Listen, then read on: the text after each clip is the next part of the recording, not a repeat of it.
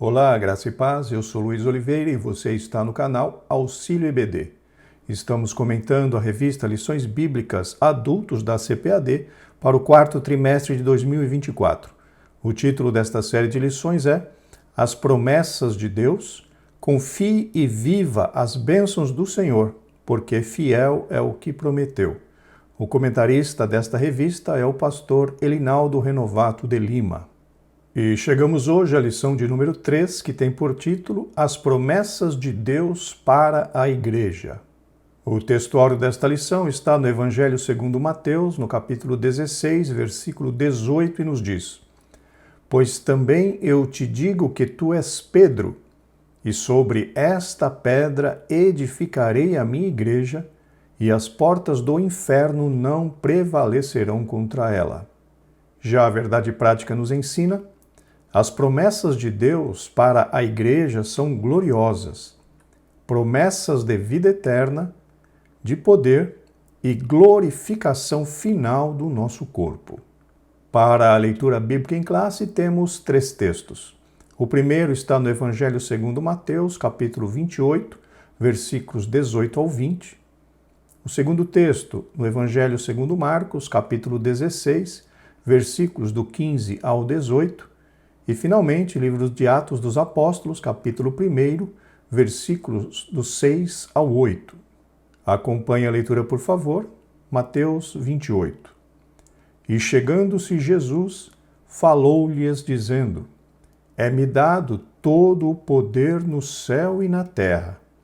Portanto, ide, ensinai todas as nações, batizando-as em nome do Pai, e do Filho, e do Espírito Santo, ensinando-as a guardar todas as coisas que eu vos tenho mandado.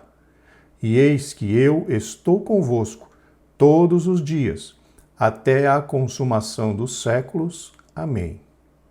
Agora, Marcos 16. E disse-lhes: Ide por todo o mundo, pregai o evangelho a toda criatura.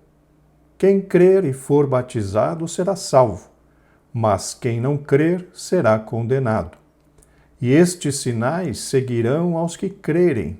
Em meu nome expulsarão demônios, falarão novas línguas, pegarão nas serpentes e, se beberem alguma coisa mortífera, não lhes fará dano algum, e imporão as mãos sobre os enfermos e os curarão. Agora, Atos 1. Aqueles, pois, que se haviam reunido, perguntaram-lhe, dizendo: Senhor, restaurarás tu neste tempo o reino a Israel?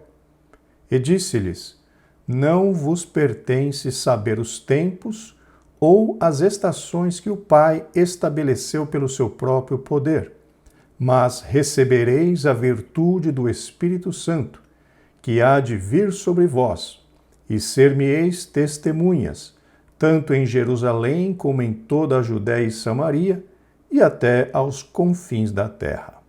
Segundo o plano de aula da revista, esta lição tem 3 objetivos. Primeiro, apresentar as promessas de Deus para a Igreja de Cristo. Segundo, pontuar o efeito das promessas divinas para a execução da grande comissão, missão da Igreja no mundo. E, finalmente, terceiro, conscientizar acerca das condições para vivenciar tais promessas. Meus irmãos, como de costume, eu gostaria de lembrá-los que, para aqueles que assim desejarem, o arquivo com as notas de aula que eu utilizei para a gravação desta videoaula está disponível para download. O link para download está aqui logo abaixo, na descrição deste vídeo. Isto posto, vamos então ao comentário. Introdução. A Igreja de Cristo é portadora de promessas gloriosas de Deus. Queridos irmãos, quando iniciamos a leitura desta lição, abrangendo ali o textuário, a verdade prática e principalmente a leitura bíblica em classe, parece-nos que o comentarista estará falando exclusivamente a respeito ali da grande comissão, que seria a questão de pregar e também fazer discípulos, como nós lemos ali em Mateus 28, Nós lemos em Marcos 16, depois nós lemos em Atos dos Apóstolos.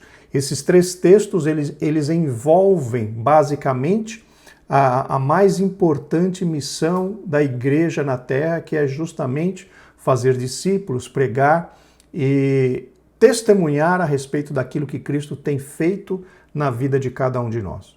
Mas precisamos observar também, queridos irmãos, que a igreja tem outros objetivos além destes. E entre estes outros objetivos podemos incluir, por exemplo, glorificar a Deus, promover a unidade do corpo de Cristo, edificar os crentes e viver em santidade. Então percebam que a igreja não tem como objetivo principal, ou não tem apenas como objetivo a questão da evangelização, mas a igreja precisa também glorificar a Deus enquanto estamos aqui. A igreja precisa também promover essa edificação do corpo de Cristo, que é justamente ajudar os outros cristãos a elevarem-se, a melhorarem, a crescerem no conhecimento, na graça, para atingir ali, segundo Paulo mencionou na sua carta aos Efésios, a estatura de varão perfeito.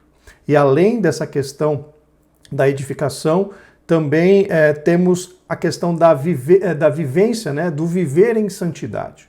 Então percebam que a igreja tem como objetivo não apenas o crescimento numérico, mas também a glorificação ao Senhor, o crescimento em qualidade, a questão de viver em santidade nesta vida, ou seja, temos várias características, vários objetivos que a igreja precisa cumprir enquanto na terra, só que a evangelização é, vamos dizer assim, aquele que é o mais valorizado pelos pastores, pela direção da nossa igreja, mas nós não podemos esquecer dos outros objetivos que também compõem a responsabilidade da igreja enquanto aqui na terra. E quando falamos de promessas, nós vemos que o Senhor fez promessas em todas essas direções. Porém, nesta lição, o comentarista vai se ater, vai se concentrar naquelas promessas que estão apontando ou que estarão ajudando, auxiliando a igreja na sua responsabilidade de evangelizar, de fazer discípulos. Ela, a igreja, foi idealizada pelo Pai, edificada por Cristo e guiada pelo Espírito Santo. Meus irmãos, nessa frase nós temos aqui uma profundidade teológica tremenda. Quando o comentarista disse aqui que a igreja foi idealizada pelo Pai, isso significa que a iniciativa da criação ali, do plano de salvação representado pela presença da igreja na terra, essa iniciativa foi do próprio Deus. Vamos ler o que Paulo escreveu ali na sua carta aos Efésios, no capítulo 1, versículos 4 e 5. Vamos ler na Nova Versão Transformadora. Mesmo antes de criar o mundo, Deus nos amou e nos escolheu em Cristo para sermos santos e sem culpa diante dele. Ele nos predestinou para si, para nos adotar como filhos por meio de Jesus Cristo, conforme o bom propósito de sua vontade. Então percebam, meus irmãos, que aqui Paulo diz que antes da criação do mundo, Deus já sabia tudo o que estaria acontecendo, Deus já sabia que Adão o primeiro casal estaria caindo em pecado, Deus já estava sabendo que toda a humanidade estaria ali condenada por conta do pecado do primeiro casal, e Deus, então, planejou e executou ali, na realidade ele planejou, a execução veio depois. Deus planejou, então, a questão da igreja, da formação da igreja, para que todos aqueles que aceitassem a seu Filho Jesus Cristo como Salvador pudessem novamente ser ligados a Ele, serem reconciliados com Deus. Então, queridos irmãos, vemos aqui que realmente Deus foi aquele que idealizou, ou seja, que planejou a questão da igreja. Já o comentarista continua dizendo que essa igreja ela foi edificada por Cristo. E foi o próprio Senhor Jesus Cristo quem mencionou isso. Façamos então a releitura do texto áureo desta lição, Mateus capítulo 16, versículo 18, na Almeida Revista e Corrigida. Pois também eu te digo que tu és Pedro, e sobre esta pedra edificarei. Notem que é o Senhor Jesus Cristo que está dizendo que ele edificará. Edificarei a minha igreja e as portas do inferno não prevalecerão contra ela. Então, queridos irmãos, verdadeiramente, conforme o comentarista pontuou, Deus planejou, o Senhor Jesus Cristo a edificou e, por fim, é o Espírito Santo quem a conduz. E para confirmar isso, vamos ler segundo o Evangelho segundo São João, capítulo 16, versículo 13. Vamos ler também na versão Almeida, Revista e Corrigida. Mas quando vier aquele Espírito da verdade, ele vos guiará em toda a verdade, porque não falará de si mesmo, mas dirá tudo o que tiver ouvido e vos anunciará o que há de vir. Então percebam que aqui o Senhor Jesus Cristo está dizendo que o Espírito da verdade, o Espírito Santo, estaria guiando os cristãos. Ou seja, o Espírito Santo hoje é quem dirige a igreja, é quem guia as nossas vidas de tal forma a que nós possamos viver para glorificar ao nome do Senhor. Então, conforme eu mencionei, essa afirmação do comentarista é uma afirmação de grande profundidade teológica, porque se nós formos nos aprofundar neste texto, ficaríamos horas e horas aqui conversando tão somente a respeito dessa frase colocada pelo comentarista. Mas os irmãos fiquem à vontade em se aprofundarem mais nesse assunto, que é um assunto maravilhoso para nós. É a comunidade dos salvos em Cristo Jesus para adorá-lo, servi-lo e ser a agência propagadora do Evangelho de Jesus.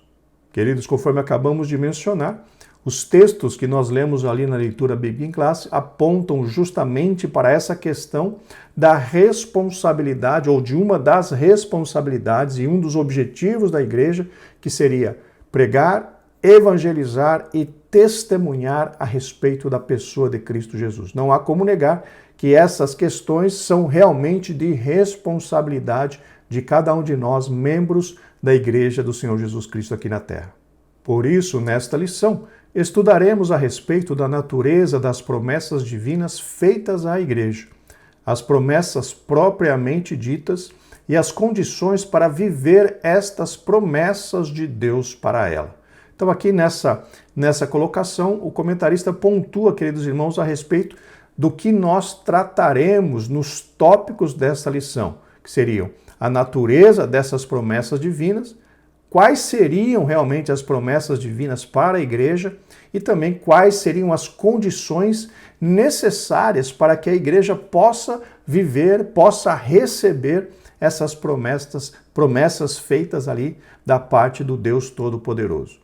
Mas, novamente relembrando aos irmãos, talvez seja até um pleonasmo, mas relembrando os irmãos, o foco desta lição estará basicamente sobre a questão da responsabilidade de evangelização. Deus tem promessas para todas as áreas que a igreja precisa atuar, mas nessa lição veremos até meio que superficialmente apenas a questão das promessas relativas à evangelização, à pregação da palavra e ao testemunhar a respeito da pessoa de Cristo Jesus. A palavra-chave para esta lição é igreja. Chegamos ao tópico 1 que nos diz a natureza da promessa de Deus para a igreja.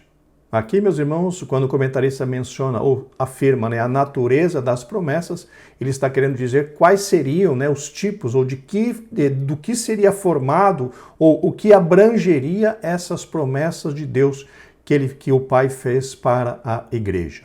Subtópico 1, a promessa de sinais sobrenaturais. O Evangelho de Mateus 28, do versículo 18 ao 20, revela o estabelecimento da grande comissão de Cristo para seus discípulos. Meus irmãos, como grande comissão, podemos entender justamente a atribuição ou a responsabilidade atribuída por Deus sobre os ombros da igreja, que é justamente pregar, na verdade, que é justamente fazer discípulos. Conforme mencionamos na introdução, não há como nós escaparmos dessa responsabilidade, porque a Bíblia é muito clara quando afirma, através das palavras do Senhor Jesus Cristo, que nós, membros, servos, componentes da Igreja de Cristo na Terra, temos como responsabilidade fazer discípulos. Então, essa responsabilidade é o que os teólogos chamam de a grande comissão. Nesta comissão, 3 palavras resumem a tarefa. Ide, ensine e batize. Em Marcos 16, temos uma promessa de que sinais sobrenaturais ocorreriam para confirmar a obra da grande comissão. Queridos, nós precisamos entender que Mateus 28 é ligeiramente diferente de Marcos 16. Porque em Mateus 28 nós temos uma das características ou uma das responsabilidades, um dos objetivos da igreja, que é fazer discípulos. Fazer discípulos envolve principalmente o ensino da palavra de Deus. E já quando ouvemos o Evangelho segundo São Marcos, ali capítulo 16, ali em Marcos 16 envolve basicamente a questão da pregação. Então temos 2 características. Nós temos o ensino, que é o fazer discípulos, e temos a questão da pregação. São 2 coisas que podem ser complementares, mas elas não são a mesma coisa. Que isso fique bastante claro para os irmãos. Mateus 28 aponta para a questão de fazer discípulos, que está mais ligada à questão do ensino da palavra de Deus.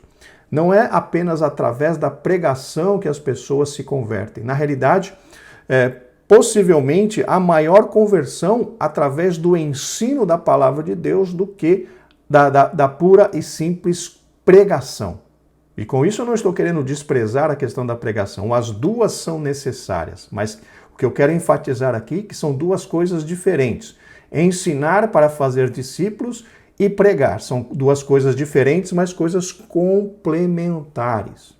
E um outro ponto importante a ser mencionado é que o próprio apóstolo Paulo mencionou ou afirmou que a fé não é para todos, ou seja, nem todos alcançarão a salvação em Cristo Jesus por limitação da própria pessoa, pelo fato da própria pessoa não querer crer no Evangelho. Vamos ler o que Paulo escreveu ali na sua 2ª carta aos Tessalonicenses, no capítulo 3, versículos 1 e 2, na Almeida Revista e Corrigida.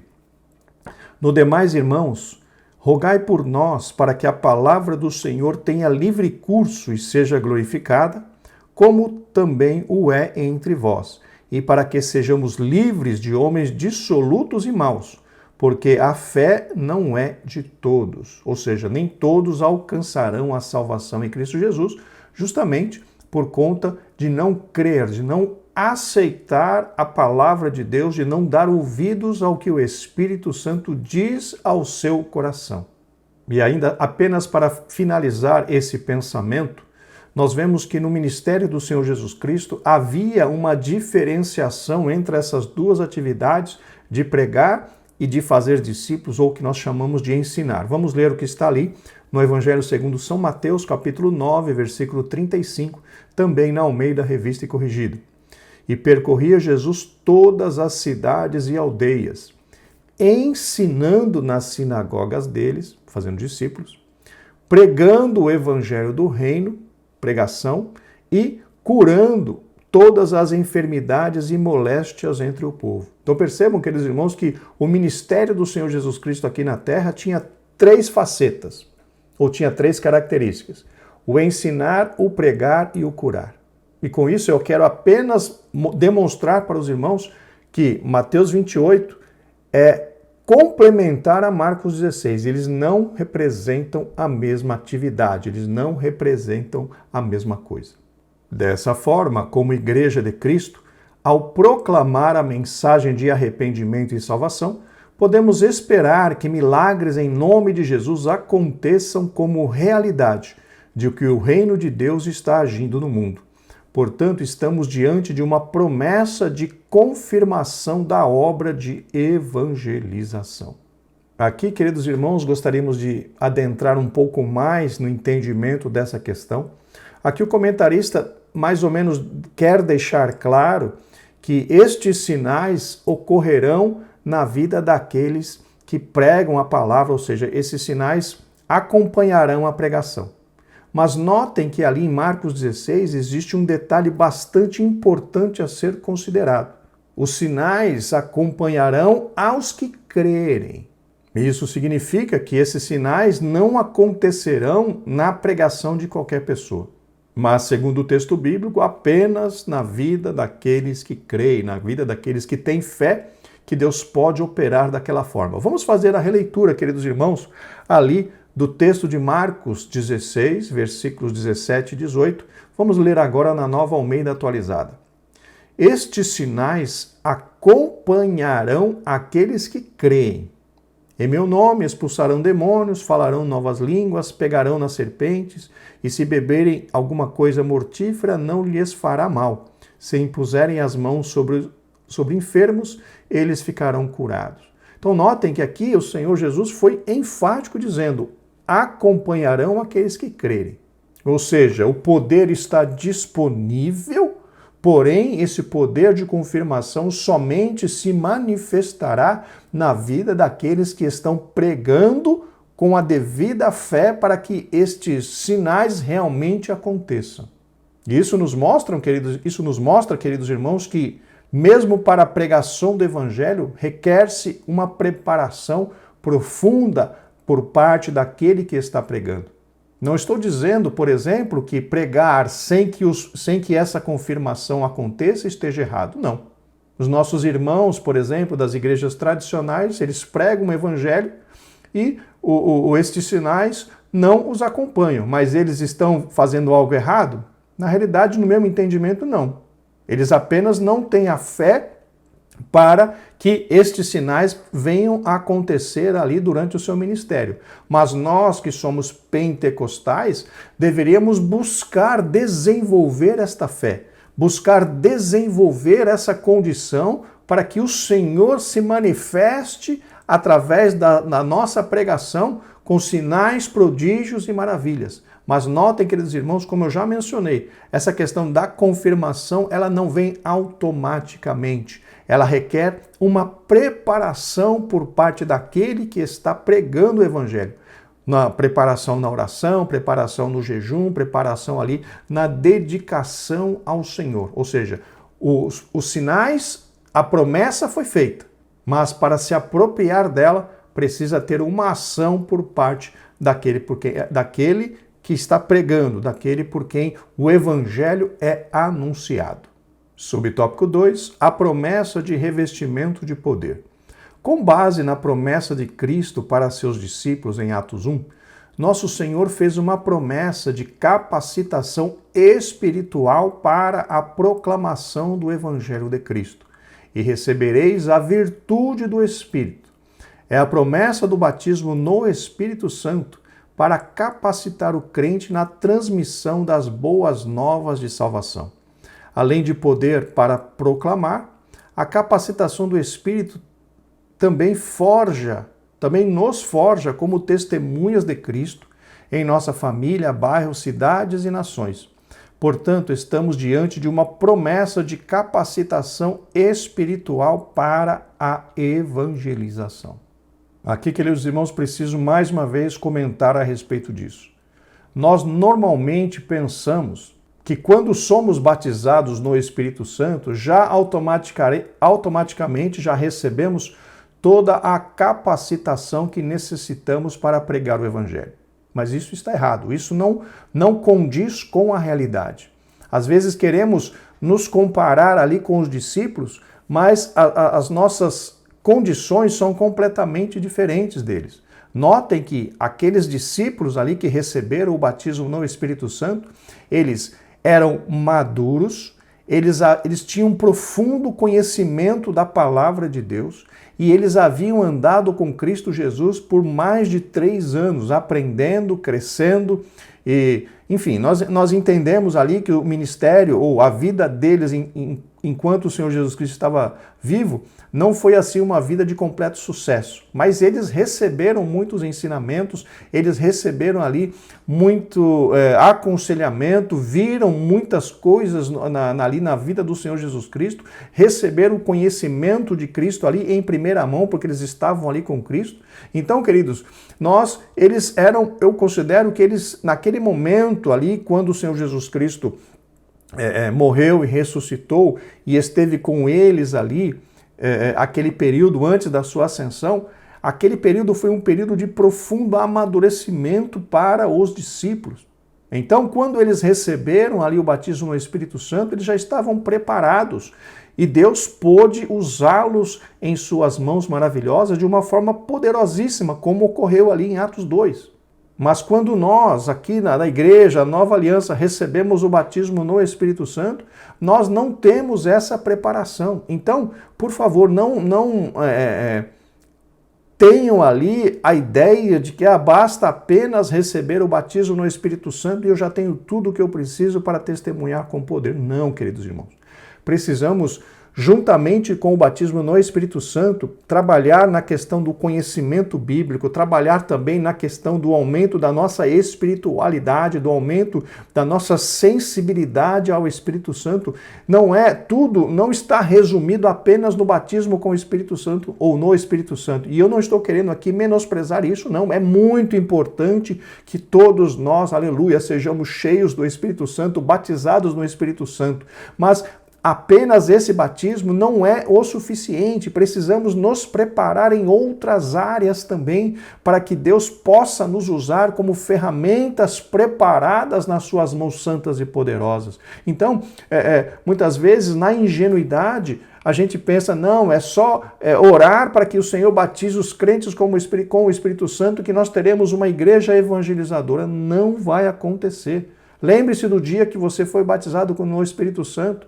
Talvez naquele dia você sentiu ali um ânimo, um desejo e tal, mas depois passou uma semana, 2, 3, 1 mês, 2 meses, aquele seu ímpeto diminuiu. Por quê? Porque não foi acompanhado ali por alguém que o orientasse a respeito do crescimento, a respeito da constância, a respeito da necessidade de se conhecer a Cristo mais e mais, para que o Espírito Santo possa nos usar de uma forma mais eficaz.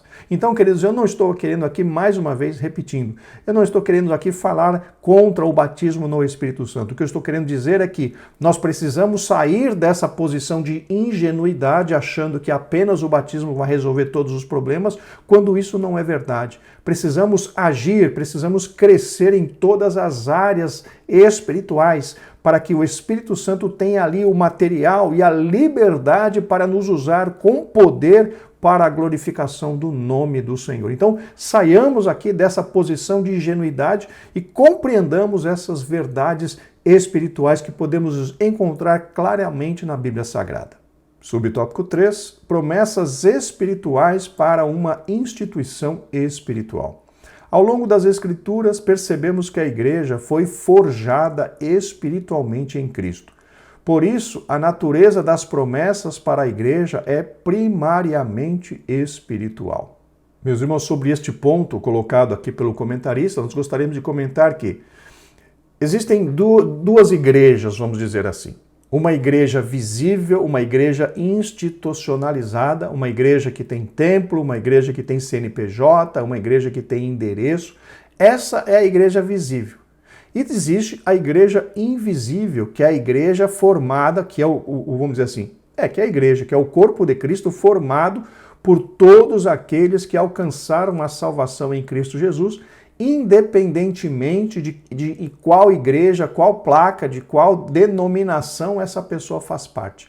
A igreja invisível de Cristo abrange, engloba todas as pessoas que são salvas em Cristo, independentemente de qual igreja ela esteja. E é justamente sobre esta igreja espiritual que as promessas de Deus, vamos dizer assim, elas estão ali direcionadas.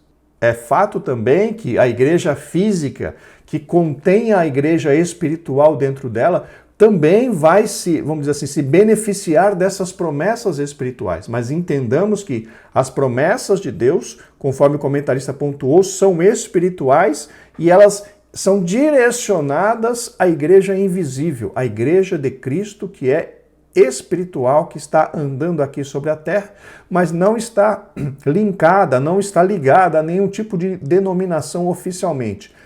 Nessa igreja faz parte todos aqueles que são salvos em Cristo Jesus, independentemente de qual denominação eles fazem parte. Notemos como Jesus se refere à igreja em Mateus. Edificarei a minha igreja. Queridos, já mencionamos um pouco a esse respeito sobre isso um pouco antes nessa lição, mas o que é importante mencionar é que justamente o próprio Cristo que formou, que idealizou ou que edificou essa igreja, principalmente ali através do seu sacrifício e sua posterior ressurreição ali operada pelo Deus Todo-Poderoso. Naquele momento em que Cristo ressuscitou, ele veio, com a sua ressurreição, veio provar ou veio confirmar todas as suas palavras que ele disse ali durante o seu ministério. Então, o ponto alto ali da obra de Cristo não foi apenas a sua morte pelos nossos pecados, mas principalmente foi a sua ressurreição, que trouxe ali, que provou ao mundo espiritual que ele realmente era o Filho de Deus e que a morte não tinha poder sobre ele. Então, como Deus teve poder de ressuscitar a Cristo, ele também tem poder para ressuscitar todos aqueles que morrem em Cristo Jesus. Sendo assim, quando Cristo ressuscitou, a sua igreja então pôde ser, vamos dizer assim, inaugurada nesta terra. Algumas pessoas entendem que a igreja foi inaugurada no dia do Pentecostes. Mas quando eu olho para a palavra de Deus, eu entendo que a igreja foi inaugurada justamente com a ressurreição de Cristo. O que aconteceu ali no Pentecostes foi uma inauguração, mas a inauguração do ministério público da igreja.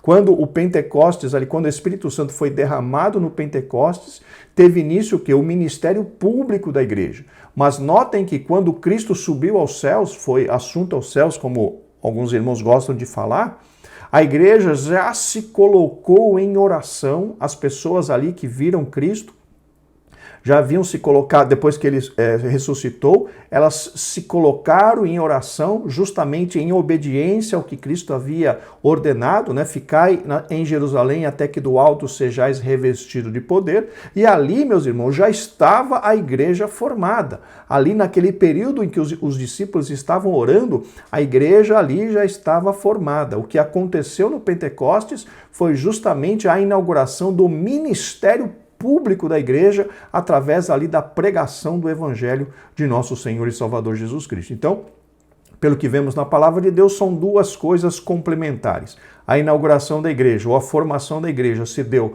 quando Cristo ressuscitou em vitória, e a inauguração do ministério público da igreja se deu ali no Pentecostes, quando a pregação do evangelho se iniciou ali em Jerusalém para a glória de Deus. A palavra grega para igreja aqui é eclésia, é um termo que remonta a uma reunião de pessoas chamadas do mundo para participarem ativamente do reino de Deus. Isso é possível pela obra poderosa de nosso Senhor na cruz. Queridos, o próprio Senhor Jesus Cristo mencionou que ele era o caminho, ou que ele é o caminho para chegar-se a Deus. E a entrada neste reino, representada pela igreja, é justamente feita através da aceitação de Cristo como seu único e suficiente Salvador, através da fé e principalmente acompanhada do arrependimento. O arrependimento é o primeiro passo para que alguém possa aceitar a Cristo como seu Salvador. Assim sendo, todos os que aceitam a Cristo passam a fazer parte desta igreja, os chamados para fora dos costumes mundanos para servirem a Deus, enquanto nesta terra e também depois do arrebatamento da igreja. Por isso, a igreja é denominada no Novo Testamento como corpo de Cristo, o templo de Deus, a noiva de Cristo. Assim, uma instituição espiritual tem promessas espirituais para serem confirmadas em seu ministério no mundo. Queridos irmãos, cada um destes nomes espirituais atribuídos à igreja tem uma profundidade teológica tremenda. Por exemplo, como o corpo de Cristo está se referindo ou abrange a unidade que precisa haver entre todos os salvos, formando ali um corpo espiritual, tendo Cristo Jesus como a cabeça. Já como templo de Deus, nós vemos que essa afirmação abrange o quê? A questão de que Deus habita entre nós, principalmente ali através da presença do Espírito Santo. Então nós somos templo de Deus enquanto reunião, enquanto pessoas reunidas, e somos templo de Deus enquanto pessoas únicas, pessoas individuais. Porque no momento em que aceitamos a Cristo, recebemos o Espírito Santo dentro do nosso coração. Então, queridos, não importa se estejamos em grupo ou se estejamos sozinhos, nós somos o templo de Deus. E por fim, quando fala-se noiva de Cristo, abrange outras várias características que são muito importantes. Por exemplo, amor e aliança eterna, preparação e pureza, união e intimidade, fidelidade e exclusividade, entre outros. Então percebam que estes três nomes dados à igreja têm assim uma profundidade teológica enorme e maravilhosa. Mais uma vez, pode até parecer um chavão, mas é verdade. Se nós nos atermos a mencionar os significados de cada um desses nomes da igreja, isso consumiria um tempo enorme que nós não temos disponível nesta aula. Mas, mais uma vez, convido aos irmãos para, se possível, os irmãos se aprofundarem em cada um destes temas que resultarão num grande crescimento espiritual e de conhecimento para cada um de vocês. Chegamos agora ao tópico 2, as promessas de Deus para a igreja. Subtópico 1, a promessa de vida eterna. O estabelecimento da grande comissão do nosso Senhor, como vimos em Mateus 28 e em Marcos 16, constatamos que a primeira e grande promessa da igreja é a de vida eterna, a salvação em Cristo Jesus. Essa promessa é para todo aquele que crê. Meus irmãos, aqui é um ponto importante a ser mencionado de que a igreja somente existe por causa da salvação oferecida pelo Cristo Jesus, nosso Senhor. Notem que se não houvesse salvação, não haveria igreja, porque como mencionamos há pouco no tópico passado, a igreja é formada por pessoas que foram chamadas, que foram tiradas deste mundo para servirem a Deus. E como é esse processo de saída do mundo? É justamente quando recebemos ali o perdão de Deus através do sacrifício de Cristo, somos perdoados, somos santificados, somos resgatados, os nossos pecados são pagos ali pelo sacrifício de Cristo e somos reconciliados com Deus. E essa reconciliação com Deus é justamente o que nos faz sair do mundo e passar a fazer parte da igreja. Então, queridos irmãos, é muito importante que nós entendamos que a salvação é justamente o maior motivo de poder haver uma igreja. Se não houvesse ali a obra de Cristo na cruz do Calvário, se Deus não houvesse criado essa oportunidade de salvação para os seres humanos, também não haveria igreja. Então que fique claro, a igreja só existe por causa da salvação oferecida ali na cruz do Calvário por Cristo Jesus, o nosso Senhor. Ora, aquele que nele crê é salvo pelo Senhor e, consequentemente, torna-se membro do corpo de Cristo, a igreja do Deus vivo, desde o primeiro dia de seu arrependimento e fé. Nós já tratamos disso, queridos irmãos, ali no tópico anterior, quando demos ali uma explanada a respeito do processo.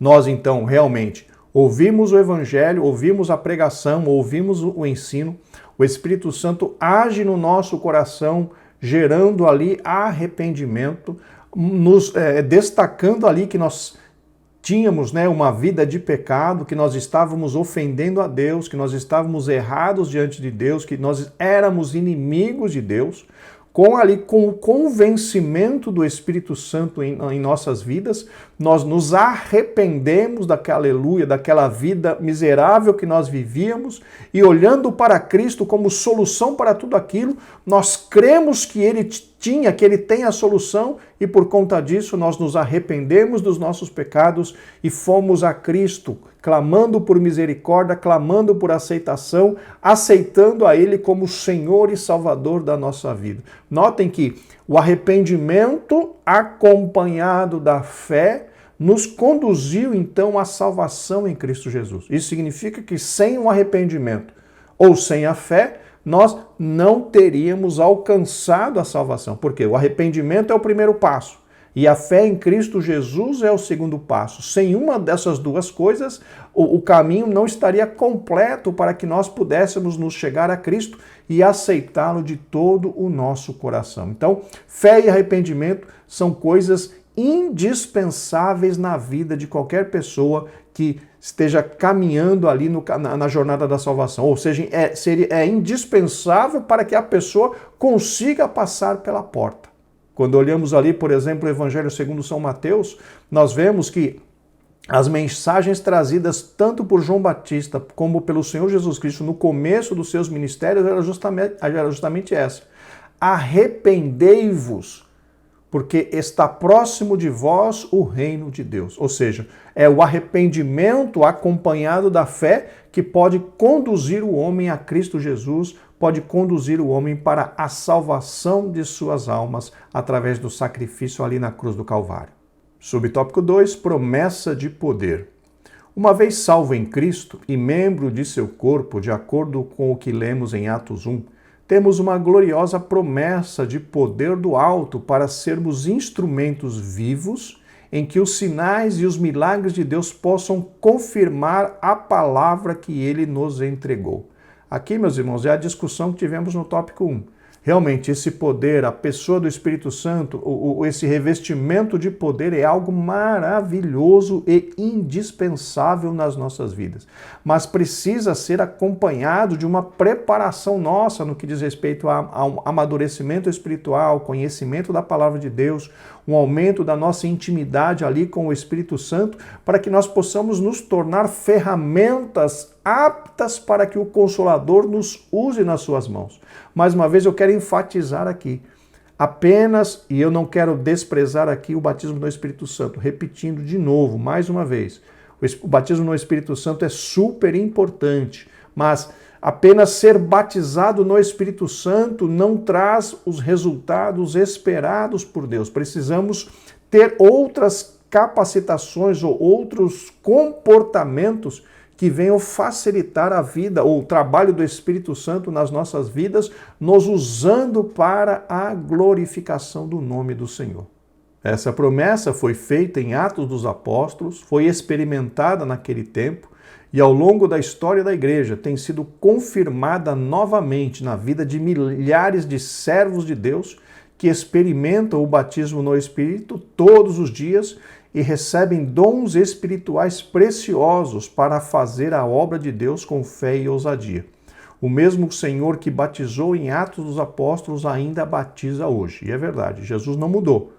O Senhor Jesus Cristo batiza, pode batizar, o Espírito Santo pode usar a cada um de nós com poder maravilhoso, mas se isso não está acontecendo, como infelizmente temos constatado nos nossos dias, a falha certamente está em nós, porque Deus sempre faz e sempre fez a parte dele. A promessa do batismo no Espírito Santo está aí disponível, a promessa da manifestação do poder do Espírito Santo que vai acompanhar a pregação está disponível, e se essas coisas não estão acontecendo, queridos irmãos, a falha está totalmente em nós. Cada um de nós é responsável por essa falha, por essa ausência da manifestação do poder de Deus, a começar das nossas vidas, se estendendo para a vida da igreja. O pastor aqui diz que os servos de Deus experimentam o batismo no Espírito Santo todos os dias. Queridos, tudo bem, eu estou aqui nos Estados Unidos já faz 2 anos e pouco, o nosso convívio aqui é num culto, convívio cristão aqui, num ponto de pregação, né, num culto ali no lar de uma família a 80 quilômetros de onde nós moramos, mas eu me lembro muito bem o que acontecia no Brasil.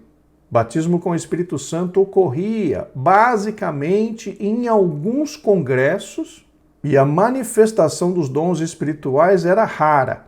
Poucas vezes você via alguém sendo usado em profecia, sendo usado em revelação. Então, queridos, Deus não mudou.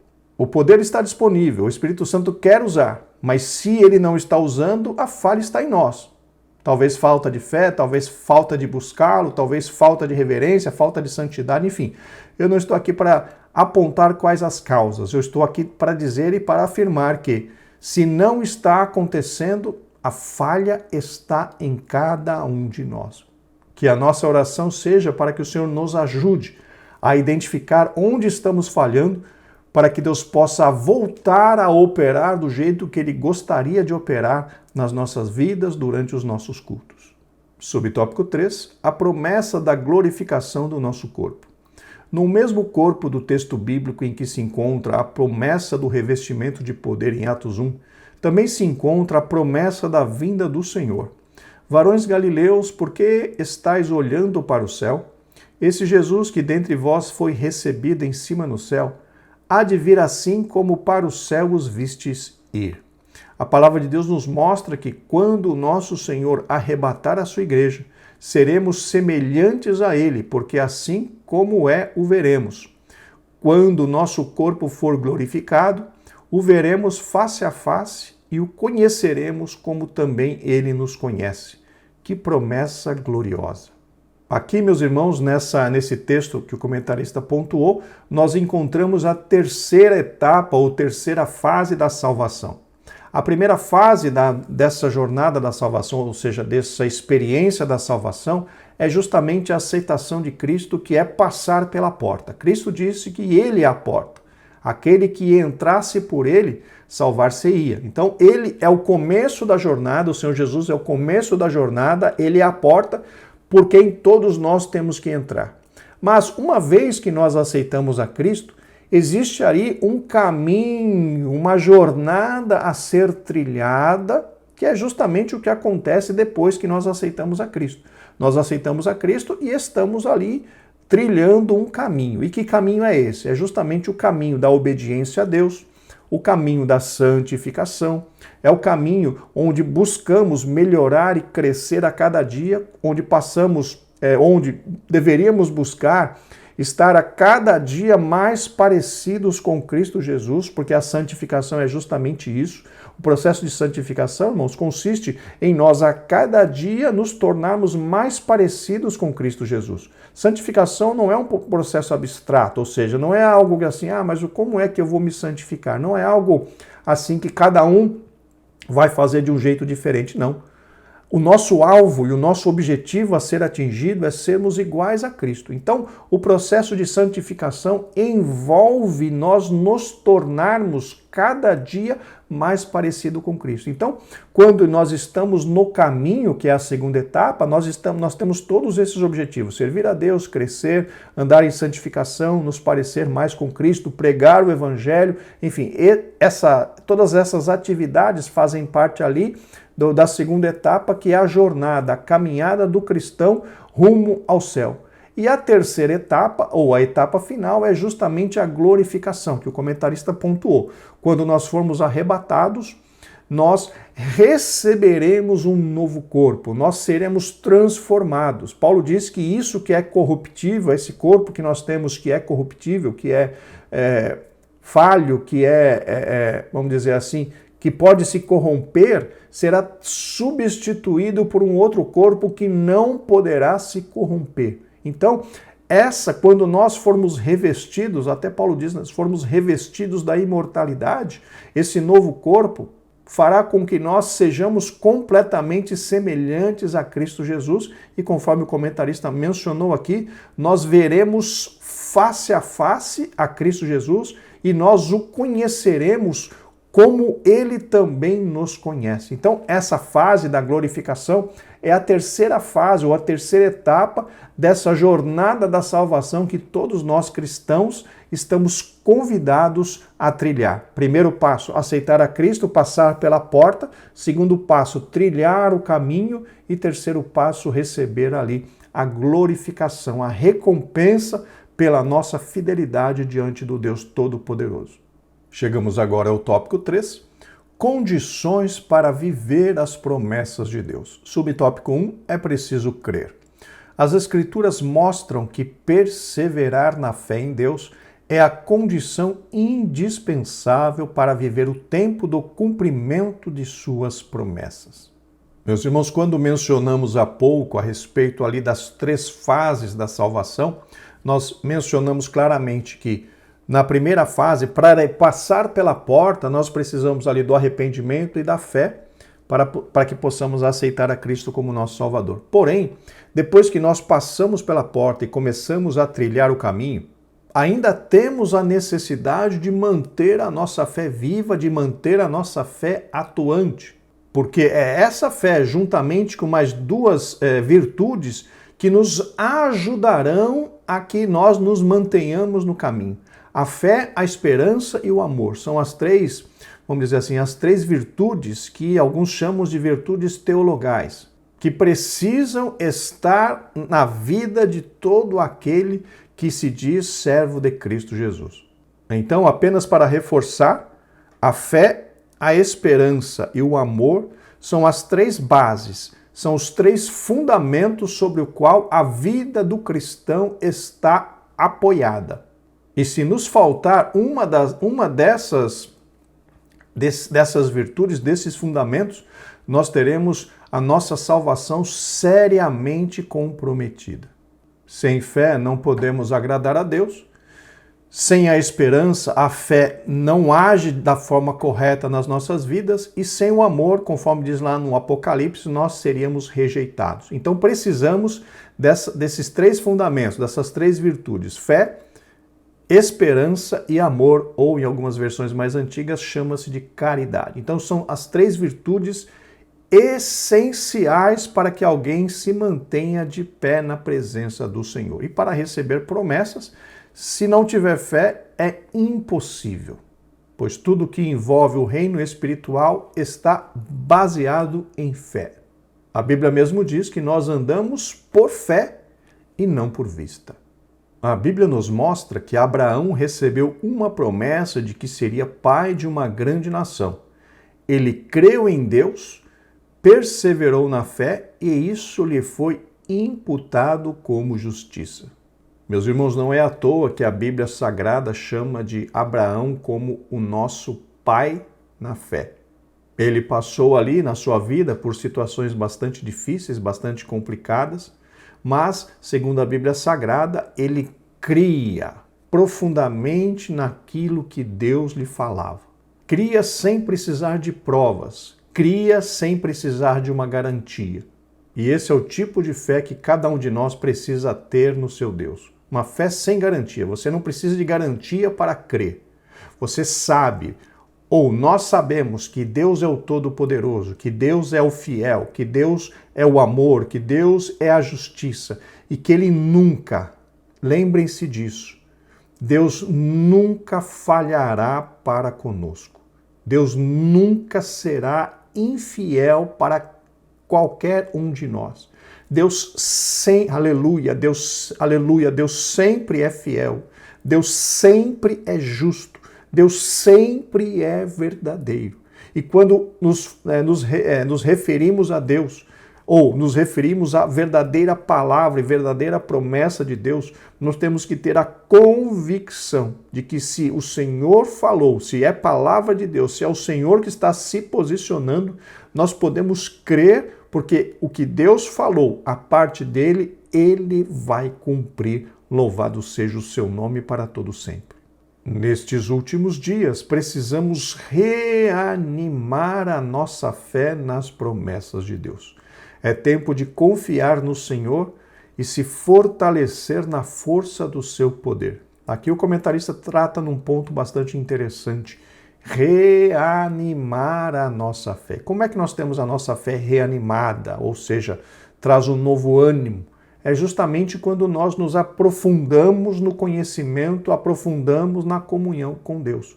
Quanto mais nós nos afastamos de Deus, menos nós acreditamos, menos nós confiamos. Mas quanto mais nós vamos nos aproximando de Deus, quanto mais nós vamos desenvolvendo ali uma intimidade mais profunda com este Deus maravilhoso, nós vamos passando a ter a nossa fé cada vez mais fortalecida, cada vez mais reanimada. Queridos irmãos, a igreja precisa de um avivamento. Esse reanimar envolve basicamente um avivamento. E esse avivamento só vai acontecer quando eu e você, nós nos conscientizarmos que precisamos da graça, precisamos de mais de Deus e passarmos a buscá-lo de todo o nosso coração. A forma de reanimar a nossa fé é justamente quando passamos a buscar, passamos justamente a sentir essa necessidade e deixamos todas as coisas menos importantes de lado e passamos a nos dedicar com um objetivo claro, a buscar ao Senhor até que o possamos achar. É dessa forma que a nossa fé é reanimada, é dessa forma que a nossa vida espiritual recebe uma recarga do céu, aleluia, recebe mais graça, nós recebemos mais condição de continuar caminhando, queridos irmãos. Nós estamos dormindo, nós estamos sonolentos na vida espiritual e o Senhor espera que nós despertemos, porque Deus tem muitas coisas a realizar em nós e através de nós nesta terra. Louvado seja o seu nome para todo sempre. Subtópico 2, é preciso ser fiel. Uma vez que cremos no Senhor, devemos nos apresentar a Ele de forma ou de maneira fiel. Os discípulos de Cristo, conforme nos mostra o livro de Atos, permaneceram fiéis diante do que ouviram diretamente do Senhor. Meus irmãos, essa fidelidade que o comentarista menciona, que é preciso que nós sejamos fiéis, essa fidelidade ela está ligada ao quê? A lealdade e a constância do cristão no seu relacionamento com Deus. Ou seja, nós precisamos ser leais àquele compromisso que nós temos com Deus e sermos constantes, que se manifesta o quê? Através da obediência, através do nosso compromisso com Deus e através da confiança nas promessas que Deus nos faz. Então, essa fidelidade está ligada justamente à nossa questão da lealdade e da constância ao Senhor. Precisamos estar preocupados, queridos irmãos, em agradar a Deus, precisamos estar preocupados em obedecer a sua palavra, precisamos estar preocupados em deixarmos aquilo que causa tristeza, que causa a ira, que causa desgosto de Deus em relação às nossas vidas. A fidelidade justamente está ligada naquele, vamos dizer assim, naquele processo ou naquele compromisso, naquele propósito que nós devemos assumir diante de Deus de servi-lo de todo o nosso coração. Enquanto estamos engajados nesse objetivo, estamos sendo fiéis ao Senhor. A partir do momento em que deixamos de lado esse objetivo e passamos a nos dedicar a outras coisas, a partir dali nós já estamos agindo com infidelidade ao Deus Todo-Poderoso. Precisamos, queridos, ter Deus como nosso principal objetivo. Precisamos ter Deus nas nossas vidas como o principal, o mais importante, e agradá-lo precisa ser a nossa maior, vamos dizer assim, a nossa maior vontade, o nosso maior esforço precisa estar aplicado em agradar e servir a esse Deus maravilhoso. Se permanecermos agindo dessa forma, certamente estaremos agindo de forma fiel a esse Deus maravilhoso. Não importa o tempo que passe, nos apresentaremos a Deus em fidelidade, como fez Jó, que mesmo sem saber que era alvo da malignidade do diabo, que tirou-lhe os bens, os filhos e a saúde, manteve-se fiel. Como Daniel, lançado na cova dos leões, assim permaneceu fiel ao Senhor. Aqui, meus irmãos, o comentarista já faz uma ligação da fidelidade àquela questão de não negar ao Senhor, não negar a sua fé, não negar o seu posicionamento de servo de Deus, mesmo que as coisas externas, mesmo que, vamos dizer assim, as coisas meio que nos tirem a nossa estabilidade física, financeira, emocional, de saúde, o que quer que seja. Independentemente da situação que nos atinja, todos nós precisamos manter a nossa posição de servos de Deus. Todos nós precisamos manter a nossa posição de servos de Cristo Jesus e continuarmos acreditando que Deus pode todas as coisas e que nós estamos caminhando rumo a Jerusalém Celestial após as pisadas de Cristo Jesus. Aqui o comentarista menciona duas situações ocorridas ali no Antigo Testamento. Uma, quando Jó, que passou por situações terríveis na sua vida, conforme o comentarista pontuou, ele perdeu riquezas, perdeu filhos, perdeu a sua fé, perdeu a sua saúde, mas mesmo assim permaneceu fiel a Deus. Essa prova pela qual Jó passou foi uma prova dificílima, mas Deus conhecia o seu servo, sabia que ele tinha condições espirituais de suportar uma prova como aquela.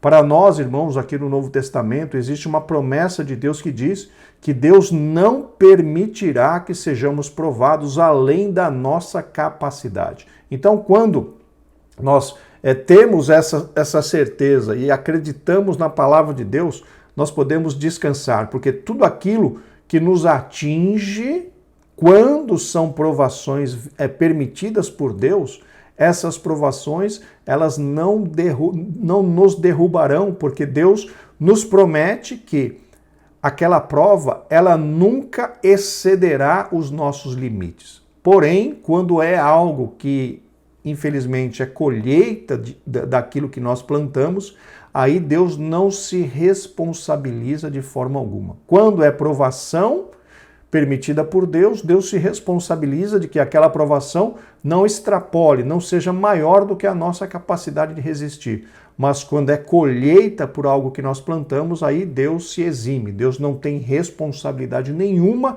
a respeito daquela colheita, pois é o resultado daquilo que nós mesmos plantamos. Mas, no caso de Jó, não foi colheita. No caso de Jó, foi realmente provação, e ele saiu vitorioso porque manteve-se ali, posicionado como servo de Deus. Da mesma forma, Daniel, quando foi ali lançado na cova dos leões, ele não negou a sua fé, ele não negou, não voltou atrás, mas ele permaneceu crendo em Deus e recebeu a vitória. Esses, então, irmãos, são dois exemplos de como nós, cristãos, devemos agir em face a provações. Deus não permitirá que sejamos provados além da nossa capacidade. Tomemos as palavras de Jesus: ser fiel até a morte e dar-te-ei a coroa da vida. Ou seja, se precisarmos morrer, meus irmãos, por conta do Evangelho, que morramos, pois a recompensa será certa sobre as nossas vidas. Apenas para confirmar, vamos ler o que Paulo escreveu ali na sua carta aos Romanos, capítulo 8, versículos 35 ao 37, vamos ler na Almeida Revista e Corrigida. Quem nos separará do amor de Cristo? A tribulação, ou a angústia, ou a perseguição, ou a fome, ou a nudez, ou o perigo, ou a espada? Como está escrito, por amor de ti somos entregues à morte todo dia. Fomos reputados como ovelhas para o matadouro, mas em todas estas coisas somos mais do que vencedores por aquele que nos amou. Então, queridos irmãos, a morte para um cristão fiel nada mais é do que a coroação por todos os seus esforços. Sendo assim, nós, como servos de Deus, precisamos estar dispostos até a morrer pela causa de Cristo, porque isso nos seria ainda muito melhor, segundo a palavra de Deus nos informa. Subtópico 3, é preciso obedecer a Deus. Obedecer é a condição para que Deus cumpra suas promessas na vida de alguém ou de um povo, bem como de sua igreja. Meus irmãos, essa questão da obediência é algo até meio, vamos dizer assim, meio óbvio para todos nós. Obediência é um pré-requisito na vida do cristão. Alguém que se diga cristão, que seja desobediente aos mandamentos de Deus, ele está em pecado. Desobedecer a Deus é pecar. Sendo assim, queridos, a obediência está claramente ligada à questão do nosso relacionamento com Deus. Todo aquele que está em desobediência está em pecado. Todo aquele que está em pecado está afastado de Deus. E se esse afastamento permanecer por algum tempo, essa pessoa acaba perdendo a salvação. Então precisa ficar claro para todos nós que obedecer é pré-requisito para que alguém consiga desfrutar ali da presença de Deus e permanecer no caminho da salvação. O profeta chegou a mencionar que a desobediência consciente à palavra de Deus, ela se transforma em rebeldia. E rebeldia é um pecado terrível diante do Deus Todo-Poderoso. Isso significa então, queridos irmãos, que a obediência é básica, é a base ali do nosso relacionamento com Deus. Um desobediente, ele não tem condições de permanecer na presença de Deus. A ordem era clara para os discípulos: ficai, porém, na cidade de Jerusalém, até que do alto sejais revestidos de poder. E aqui o comentarista está se referindo à ordem que Cristo deu aos discípulos para que não iniciassem o ministério público da igreja até que eles recebessem ali a promessa do alto que Cristo havia prometido, que Cristo havia mencionado ou afirmado. Então, na linha que o comentarista está colocando é assim: o Senhor Jesus Cristo mandou que eles estivessem em Jerusalém até que do alto recebessem ali a promessa. E eles acabaram obedecendo e por conta disso receberam a promessa. Mas nós queremos expandir essa questão, conforme já mencionamos há pouco, que a obediência é a base para qualquer pessoa ter um relacionamento profundo com Deus. Sem essa obediência, não é possível se desenvolver um relacionamento de profundidade com o Todo-Poderoso, porque esse relacionamento nosso com Deus precisa estar baseado na fé, na confiança e também na obediência. Em havendo desobediência, entrou o pecado na nossa vida. E, uma vez em pecado, a Bíblia fala que nós acabamos nos separando de Deus, porque o Isaías diz que os nossos pecados fazem separação entre nós e Deus. E todo ato de desobediência é um pecado. Há tanto valor para Deus na obediência que a Bíblia diz que é melhor obedecer que oferecer sacrifícios. Assim é tempo de estar na presença de Deus em santa obediência, conforme nós mencionamos, queridos.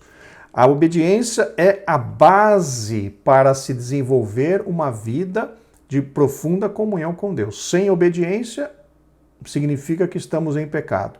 E se estamos em pecado, estamos nos separando de Deus e não há como nós nos achegarmos, porque esse pecado acaba nos separando da presença de Deus. A partir do momento em que nós reconhecemos esse pecado, nos arrependemos e paramos de praticá-lo, aí sim nós somos restaurados na presença de Deus e temos a oportunidade novamente de nos aproximarmos mais e mais do Senhor. Então, que fique claro, a obediência é extremamente necessária sobre a vida de cada um que quer desenvolver um relacionamento profundo com o seu Deus. Queridos, estamos chegando ao final de mais uma lição, vamos para a conclusão. As promessas de Deus para a igreja de nosso Senhor e Salvador Jesus Cristo são de grande valor espiritual. Como igreja, estamos integrados como membros desse corpo espiritual. Por meio de Cristo, as promessas do Senhor são grandiosas para todos que fazem parte da igreja. Nele, viveremos as promessas da vida eterna, de poder e de glorificação final do nosso corpo. Os planos de Deus para a sua igreja são infalíveis. Queridos, muito obrigado pela sua companhia, pelo seu apoio, pela sua oração. Que o Senhor Jesus Cristo venha a abençoá-los de uma forma abundante e poderosa. Querendo Deus, estaremos juntos novamente na próxima semana para o comentário da lição de número 4. Graça e paz e que Deus os abençoe.